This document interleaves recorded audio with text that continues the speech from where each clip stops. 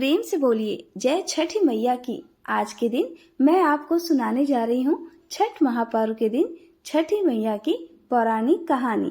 तो ध्यान से सुनिए। बहुत समय पहले की बात है। एक बूढ़ी अम्मा थी।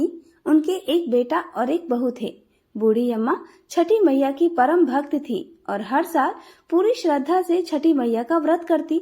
परंतु बहू नए विचारों वाली थी। वो पूजा पाठ में विश्वास नहीं करती थी। एक बार बूढ़ी अम्मा छठ पर्व करने की तैयारी कर रही थी। बूढ़ी अम्मा की बहू उन पर हंसने लगी और बोली, अम्मा, दुनिया कहाँ से कहाँ चली गई है। लोग आसमान को छू रहे हैं और आप आज भी इतनी अंधविश्वासी हो।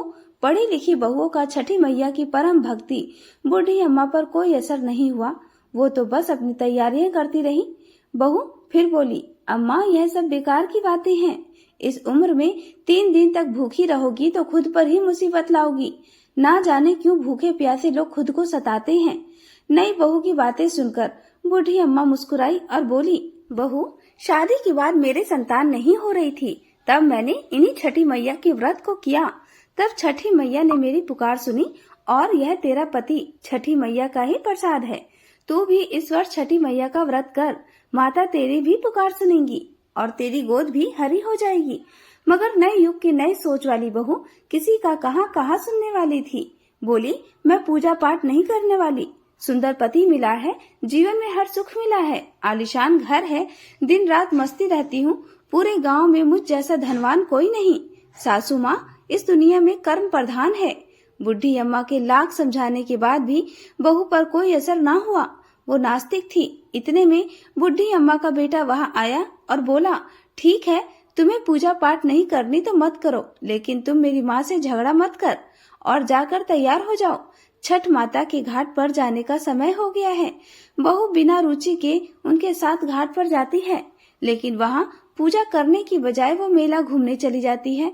कुछ देर बाद उसका पति उसे वहाँ ना पाकर ढूंढने लगता है तो वह हलवाई के पास स्वादिष्ट पकवानों का मजा लेती नजर आती है।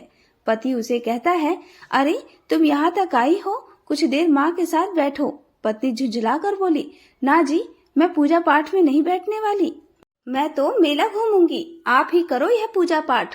पति वहाँ से चला जाता है और स्नान करने को जैसे ही वह डुबकी लगाता है, डुबकी लगाते ही वह डूब जाता है और जोर जोर से चीखने लगता है, लेकिन किसी को भी उसकी आवाज नहीं आती।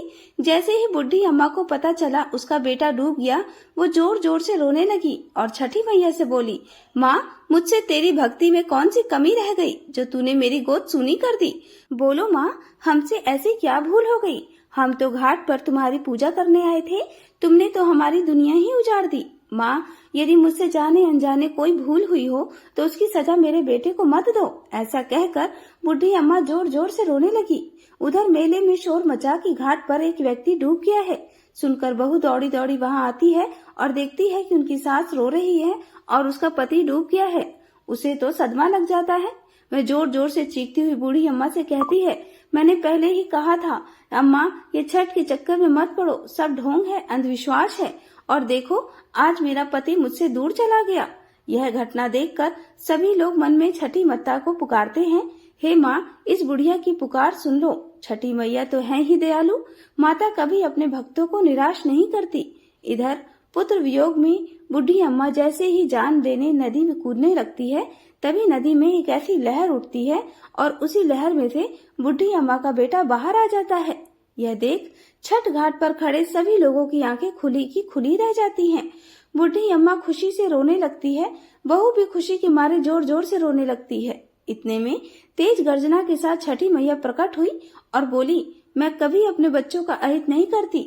मैंने तुम्हारी आंखों से अज्ञान का पर्दा हटाने के लिए तुम्हारे पति को पानी में डुबाया था। अब मैं सदैव अपने भक्तों की रक्षा करती हूँ। इस कलयुग में जो भक्त मेरी पूजा करता है उसकी मनोकामना पूर्ण करती हूँ। यह कहकर छठी मैया अंतर्ध्यान हो गई और घाट पर मौजूद सभी लोगों ने छठी मैया की जय जयकार करी। तो ये थी छठ महापर्व की पौराणिक कथा। अगर आपको कथा अच्छी लगी हो तो चैनल को सब्सक्राइब और वीडियो को लाइक जरूर करें। आप सभी का बहुत बहुत धन्यवाद।